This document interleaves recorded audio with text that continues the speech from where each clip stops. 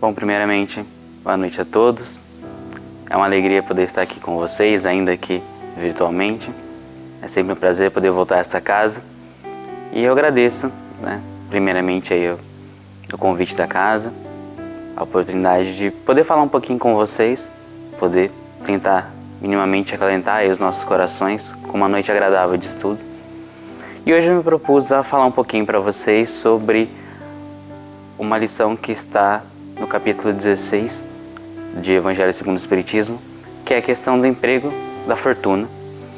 E confesso que essa lição me tocou bastante porque inicialmente era o tipo de leitura que, não sei se talvez em decorrência do tempo ou mesmo da maturidade em que as coisas vão se processando, me foi possível agora estabelecer algumas relações que eu não fizera anteriormente quando havia visitado essa lição em leituras anteriores. Então vocês vão perceber que foi possível ao longo desse estudo a gente conseguir relacionar bastante coisa, colocar várias passagens que dizem respeito a essa questão do emprego da fortuna, e a gente vai conversar um pouquinho sobre de que maneira a gente pode empregar aí a nossa fortuna, saber se a fortuna é uma coisa ruim, uma coisa positiva para nós. E é isso que a gente vai tratar um pouquinho essa noite de hoje. Bom, para começar então, já que a gente inseriu contextualmente a fala dessa noite no capítulo 16, ele abre com uma parábola, com uma história contada por Jesus, em que, em um certo momento, um jovem rico procurara, sedento por saber aquilo que seria necessário para que ele pudesse alcançar a vida eterna. E a gente pode entender, no caso aqui, a questão da vida eterna como a entrada para o reino dos céus, a questão da pureza de espírito. E sabemos que não raras eram as vezes em que as pessoas tentavam Jesus dentro da sua intimidade, e esse jovem rico se dirige à figura do mestre, chamando-o de bom. Jesus diz que ele o havia qualificado daquela forma, e então se propõe a responder aos anseios daquele jovem. E o jovem rico diz que gostaria de saber o que era necessário então para conquistar a vida eterna. Ao que observa o mestre: bom, é necessário que se cumpram os mandamentos: honrar pai e mãe, não cometer falso testemunho, não roubar, não matar. E o jovem, atento, diz que cumpria todos os mandamentos, mas que algo faltava ainda. E então, o mestre, conseguindo olhar mais profundamente, sabendo do que movia os sentimentos daquele jovem, diz que ele deveria então deixar todos os bens, vendê-los, e então poderia segui-lo, poderia empreender aí a sua caminhada. E para a surpresa de nós, que nos deparamos talvez pela primeira vez com esta passagem, o que se segue é que o jovem, desanimado, olha cabisbaixo, triste, e não segue Jesus. E então que o mestre diz que mais fácil seria então que um camelo passasse por um buraco de uma agulha do que um rico entrasse no reino dos céus. Essa passagem, se a gente fosse ler e tomá-la ao pé da letra, a gente poderia pensar que Jesus estaria condenando a questão da riqueza, quando na verdade o que nós encontramos aqui é justamente uma crítica à questão do apego aos bens materiais. E nós vamos observar isso porque é um exemplo muito parecido, mas com uma postura totalmente diferente, quando nós analisamos a postura de Zaqueu, do cobrador de impostos de Jericó, que detentor também de muitos bens, mas com um extremo sentimento e um desejo de conhecer o Mestre, de modificar-se profundamente, vai então, sobe ao alto de uma árvore para que Jesus o pudesse ver. E o Mestre, convidando-se a partilhar então da intimidade de Zaqueu e convidando automaticamente para que ele também fizesse parte da sua intimidade, diz: Zaqueu, apressa-te, desce daí, que é necessário que eu me hospede hoje em tua casa. E ao fazê-lo, Zaqueu diz que dará todo o dinheiro em dobro e que se houver feito mal a alguém, que lhe restituiria 4 vezes mais. E Jesus diz que a salvação entrou por aquela porta. E essa postura diferente se dá justamente porque Zaqueu trazia já no seu íntimo elementos de construção que estavam ali pedindo passagem para que ele pudesse alcançar um nível diferente de desapego, de profundidade espiritual em comparação, em detrimento ao exemplo que nós demos do jovem rico. Bom, lida essa passagem, tomado então esse preâmbulo, nós seguimos justamente para a ideia de que não só é condenada a questão do apego aos bens materiais e não necessariamente da riqueza, mas uma possível aproximação com a passagem do sacrifício mais agradável a Deus. Porque o que era exigido pelo Mestre era justamente uma vontade firme, um propósito realmente de renovação.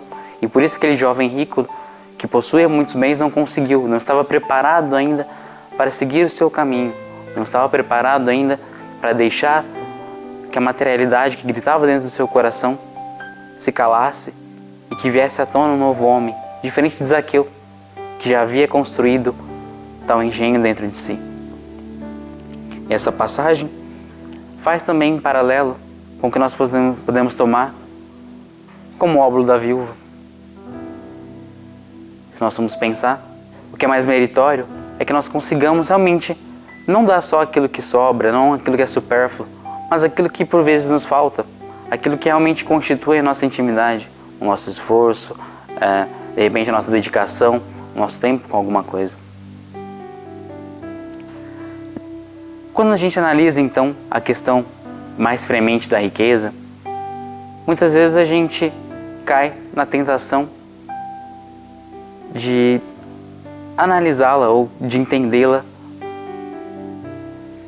num aspecto um pouco comparativo, e a gente faz tentando levar para o lado da injustiça. Quando a gente diz, mas fulano tem tal coisa e eu não tenho. Mas por que isso acontece só comigo e não acontece com o outro? Dá um pouco daquela noção para nós de que a grama do vizinho é sempre mais verde, que a gente sempre está insatisfeito com as coisas que estão aí apresentadas para nós e de que aparentemente nós conseguimos somente olhar as coisas boas que circundam a existência alheia. E quando a gente faz isso, a gente esquece de uma das leis básicas para nós, que é justamente o entendimento de que Deus é justo.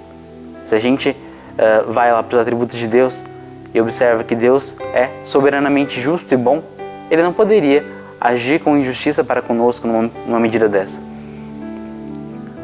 João, mas então, por que uns vêm com muito dinheiro e outros vêm com pouco? Por que uns podem, então, gozar dessa faculdade da riqueza, enquanto outros passam por experiências de penúria, de miséria extrema? E aí a gente vai encontrar na questão 814 do Livro dos Espíritos justamente uma indagação semelhante a essa que feita por Kardec. Por que então há essa distinção? Por que então há pessoas que vêm capacitadas com essa questão dos bens materiais, da riqueza, e outros com a pobreza? E a resposta que a espiritualidade dá é justamente que Deus os prova em tempos e maneiras diferentes. O que significa que todos nós vamos, em certa medida, passar alguma vez por essas experiências, tanto da pobreza quanto da riqueza. E quando nós caímos nessa armadilha de nos acharmos injustiçados, a gente esquece que a riqueza é também uma das maiores provações que nós podemos encontrar. Quiçá, maior até do que a própria pobreza. Porque de um lado, ela vai trabalhar justamente com a questão de acender ali os germes do excesso. Vai trabalhar justamente com a questão do orgulho, do egoísmo, da vaidade.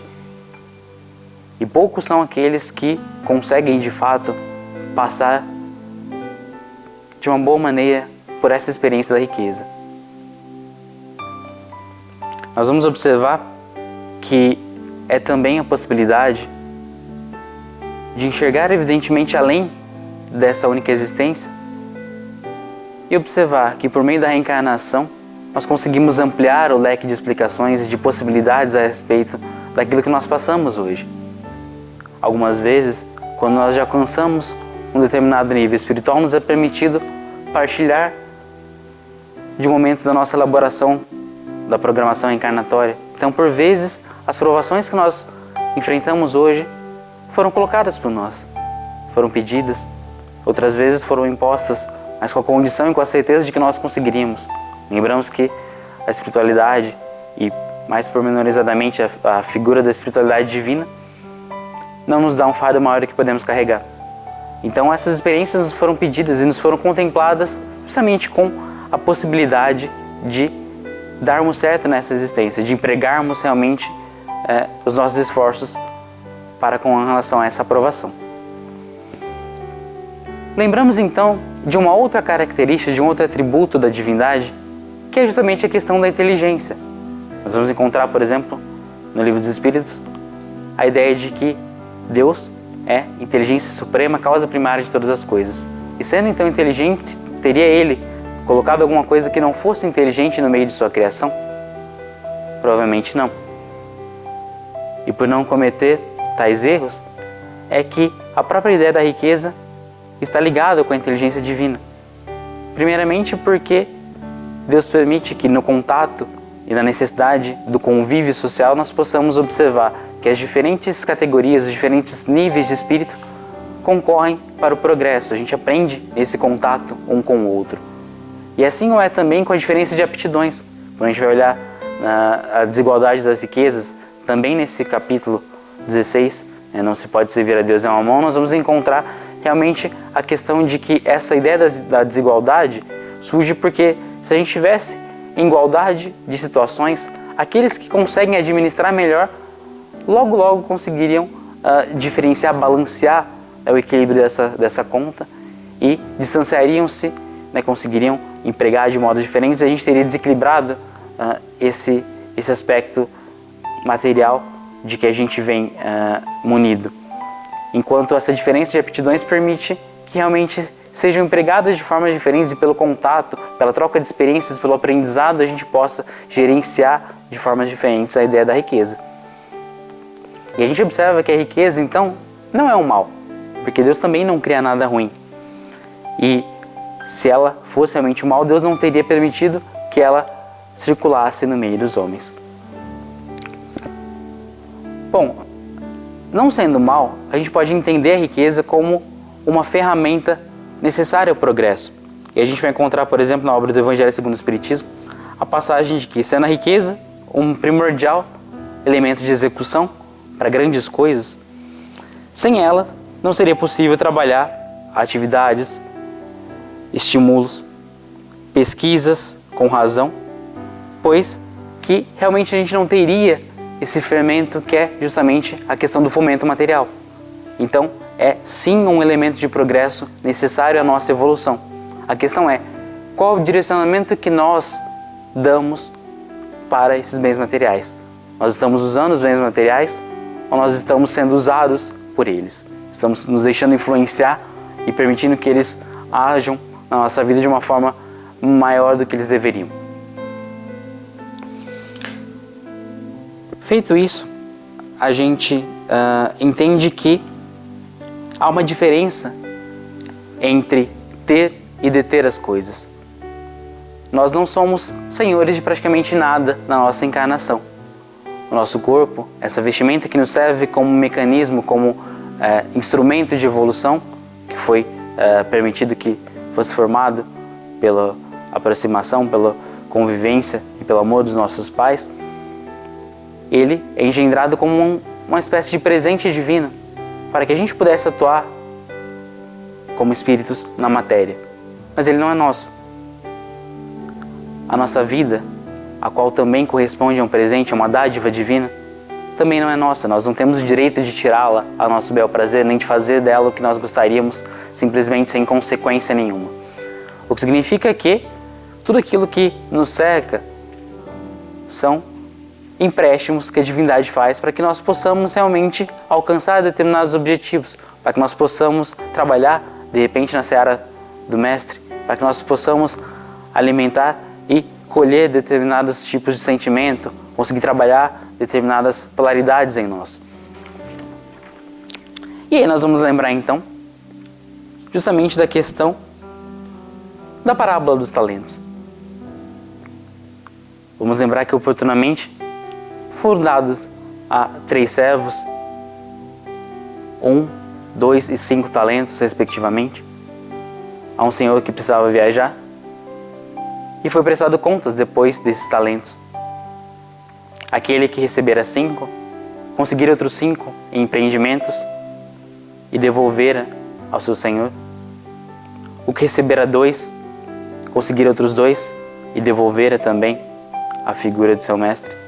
Enquanto aquele que recebera 1, temeroso, com medo, receoso, havia-o escondido, a fim de que não fosse roubado e de que conseguisse preservá-lo. Aos 2 primeiros foi dada a chance de partilha, foi dada justamente a chance de dividir e de experienciar algo maior, por terem justamente feito um bom uso daquilo que lhes foi confiado.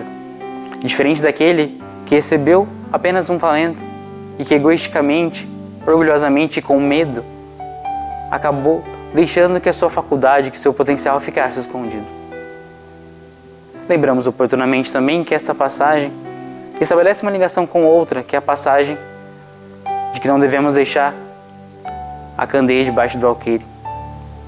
Se nós lembrarmos a fala de Jesus de que somos luzes, somos deuses, de que devemos fazer brilhar essa nossa luz, porque somos filhos de Deus e podemos fazer, como Ele mencionou, aquilo que Ele fez e muito mais, significa que nós devemos empreender aquilo que nos foi confiado, as nossas potencialidades para o bem. Devemos utilizar essa riqueza que nos foi confiada para auxílio. Devemos utilizar realmente de uma maneira sadia as condições que nos foram colocadas, que são, como diz nosso querido Chico Xavier, as melhores possíveis. Estamos realmente no lugar em que deveríamos estar, com as condições que nós mereceríamos.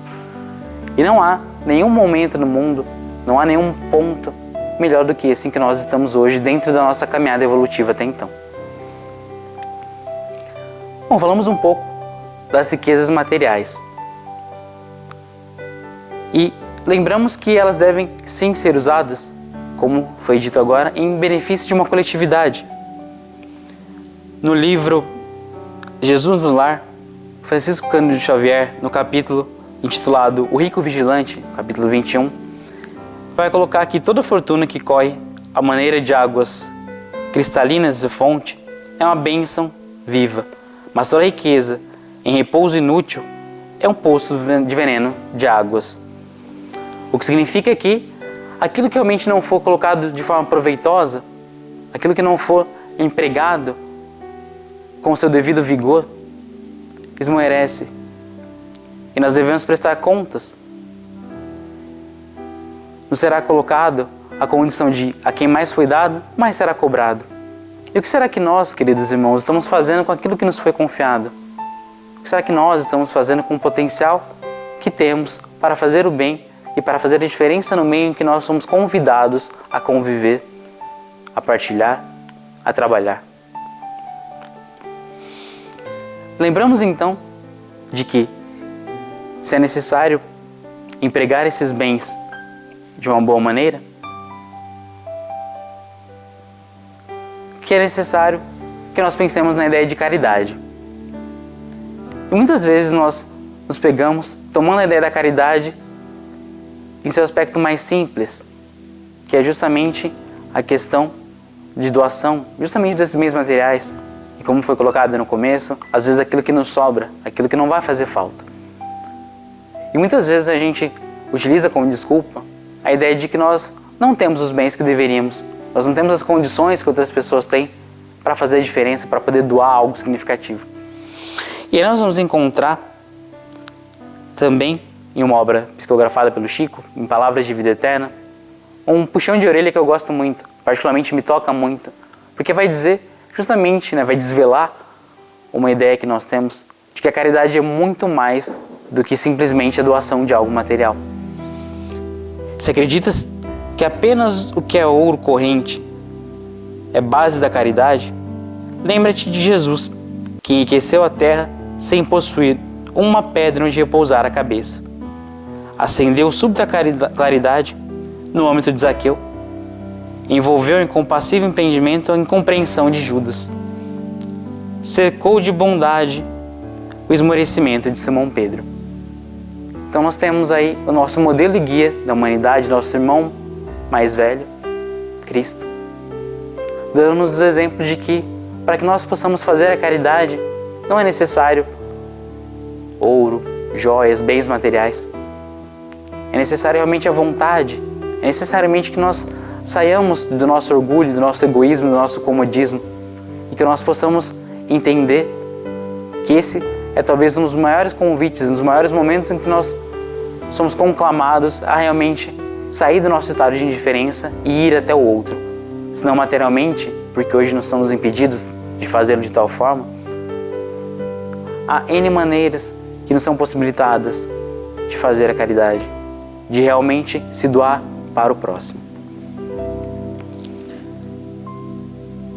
E já encaminhando a nossa fala para o final, falamos um pouco das riquezas materiais, mas gostaríamos de destacar riquezas não materiais, porque muitas vezes nós nos deparamos e nos colocamos em situações de não nos acreditarmos como ricos.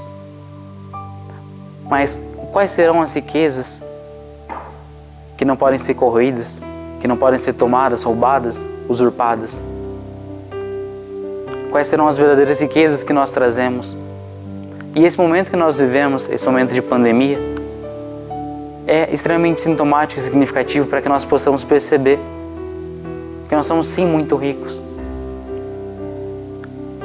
Vocês já pararam para abrir a janela e observar, por exemplo, o nascer ou o pôr do sol? Ouvir os pássaros cantarem?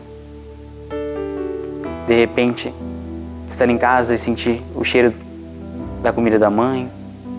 Ou de poder, de repente, repousar numa cama, aproveitar um sono tranquilo?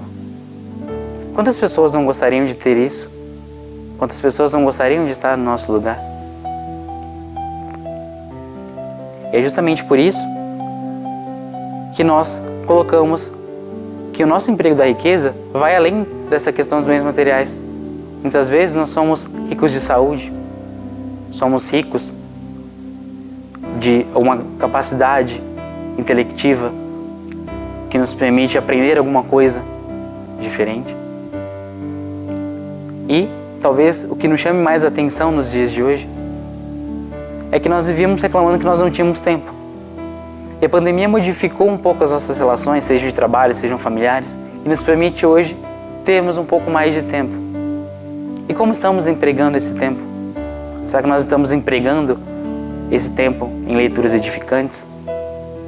Será que nós estamos empregando esse tempo para ficar mais com a nossa família? Será que nós estamos empregando, por exemplo, para aprender algo que a gente sempre quis e nunca conseguiu?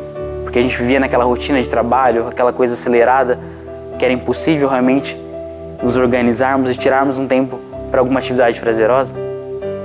Então que nós possamos pensar, meus queridos irmãos, que nós temos as condições de empregar aí essas circunstâncias de riqueza, de saúde, de tempo, para ajudar o próximo. Às vezes, 10 minutinhos do nosso dia para ouvir alguém que está ali necessitado de uma conversa, de um carinho. Às vezes para ajudar a nossa mãe, a nossa avó, a nossa tia, com alguma coisa que para nós pode ser fácil, mas que para eles às vezes não é tão fácil assim. Às vezes tirar um pouquinho do nosso dia para empregar a nossa saúde e ajudar, de repente, alguma atividade de casa que a gente não fazia. Várias são as formas pelas quais nós podemos empregar os diversos recursos que a espiritualidade, na sua infinita bondade, nos presenteou. Então, que nós possamos refletir nesta noite, ao final dessa minha fala, sobre como nós estamos empregando essa riqueza. E mais, sobre a necessidade de sermos gratos por tudo aquilo que nós temos. Porque, se por vezes observamos que há muita injustiça no mundo, lembremos que não há injustiçados. Lembremos que há uma lei de ação e reação, de causa e consequência, e que tudo aquilo que nós passamos é sem decorrência de algo ou que nós fizemos, seja nessa ou em outras encarnações, ou de provações que nos são colocadas para que nós possamos realmente crescer espiritualmente. Que nós possamos aproveitar essa experiência, porque sabemos que talvez não haja um momento mais propício a nos acertarmos, a construirmos todas as potencialidades com aqueles com quem nós aceitamos retornar nessa experiência carnal do que hoje. então, meus caros amigos, que nós possamos realmente valorizar essa experiência, valorizar a nossa encarnação, sermos gratos por aquilo que temos, ao invés de desejar aquilo que não temos ainda. Que possamos trabalhar em prol da seara do Mestre, dia após dia, apesar de pequenos passos, para que possamos não só conquistar a nossa evolução íntima, mas que possamos caminhar para um mundo realmente mais feliz, um mundo de menos egoísmo, menos orgulho, um mundo mais igual, mais amoroso, de muita paz. Essa foi a minha fala desta noite. Gostaria de agradecer novamente pelo espaço que foi dado. Fique então virtualmente meu terno e querido abraço para todos aqueles que estão assistindo e que a paz de Jesus possa iluminar a nossa semana, os nossos dias, hoje e sempre. Que assim seja.